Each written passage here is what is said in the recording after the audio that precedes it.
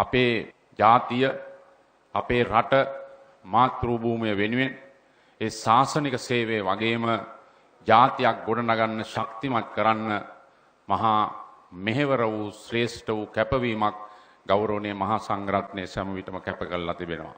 වර්තමාන අපේ රජයේ ප්‍රතිපත්තිය තුලත් ඔබ වහන්සේලාගේ අනුශාසනා උපදෙස් සහ මඟ පෙන්වීම තුල සෑම විටම කටයුතු කරන බව ප්‍රකාශ කරන්නට ඕනේ.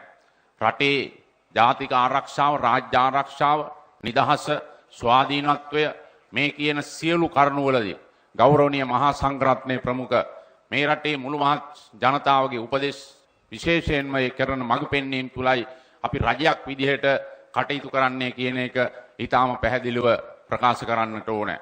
පසුගිය මහා යුද්ධ සමයේ අවුරුදු 20 ගණනක් මේ රටේ තිබුණු යුද්ධයේ අවසාන කාලයේ ඇති වූ යම් යම් සිද්ධීන් මුල කරගෙන ඇතැම් වෙලාවට ඔබ වහන්සේලා දන්නවා අපිට රජයක් විදිහට රටක් විදිහට ජාත්‍යන්තර වශයෙන් එල්ල වූ නොයෙකුත් චෝදනා තිබෙනවා. එක්සත් ජාතීන්ගේ මානව හිමිකම් කොමිෂන් සභාව හරහා ප්‍රධාන වශයෙන්ම අපිට ඉදිරිපත් කිරීමට තිබුණු යෝජනා අපේ රජයේ බලයපත් වීම තුල ඒ යෝජනා යම් දුර්වල තත්වයකට අඩු තත්වයකට පත් කරගත්තා. ඒවාට මුහුණ දීම සඳහා අපි ජාත්‍යන්තර සහයෝගය ලබා ගත්තා. පසුගිය සතිය තුල ජිනීවාහි රැස්වුණු එක්සත් ජාතීන්ගේ මානව හිමිකම් කොමිෂන් සභාවේදී වර්තමාන මේ තත්ත්වයේ සම්බන්ධයෙන් අපේ රටේ සාකච්ඡා කර යම් යම් අදහස් ප්‍රකාශ වෙලා තිබුණු බව ඔබ වහන්සේලා දන්නවා.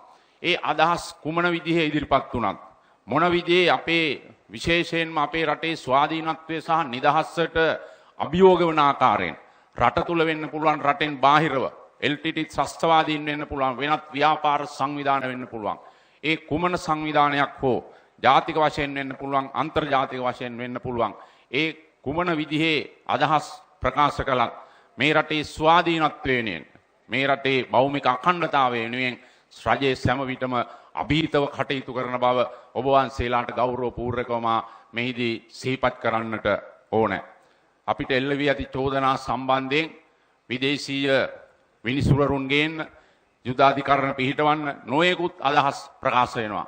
නමුත් මම මේ රටේ ජනාධිපතිවරයා වශයෙන් කටයුතු කරන තෙක් කිසිදු විදේශීය අධිකරණයකට හෝ විනිශ්චයකාරවරයෙකුට හෝ කිසියම් විදේශීය සංවිධානයකට මේ රටේ අභ්‍යන්තරයේ පරිපාලනය සහ අධිකරණයට බලපෑම් කිරීමෙන් ඇඟිලි ගසන්නට ඒ සඳහා ක්‍රියාකාරී වෙන්නට කිසි විටකත් මම ඉඩ නොතබන බව ඔබ වහන්සේලා ඉදිරියේ මා ගෞරවපූර්වකව මේ අවස්ථාවේ ප්‍රකාශ කරන්නට ඕනේ. එක් පැත්තකින් බෞද්ධයෙක් විදියට තවත් පැත්තකින් මේ රටේ රාජ්‍ය නායකයා විදියට මේ රටේ ඉතිහාසය සහ බෞද්ධ පරිසරයත් ශ්‍රී ලාංකික සමාජයක් පිළිබඳව අපිට තිබෙන ඓතිහාසික අවබෝධය සමග අපි සෑම විටම ඊටාම ඉහළ කැපවීමකින් කටයුතු කරන්නේ.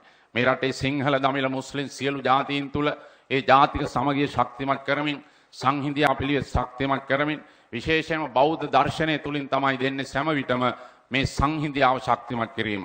බුදුන් වහන්සේගේ දර්ශනය තුල තමයි සෑම කෙනෙකුටම එක සමාන සහජීවන සමානාත්මතාවය සාධාරණ සමාජයක් සඳහා බෞද්ධ දර්ශනය තුල තමයි පෙන්눔 කරලා තියෙන්නේ.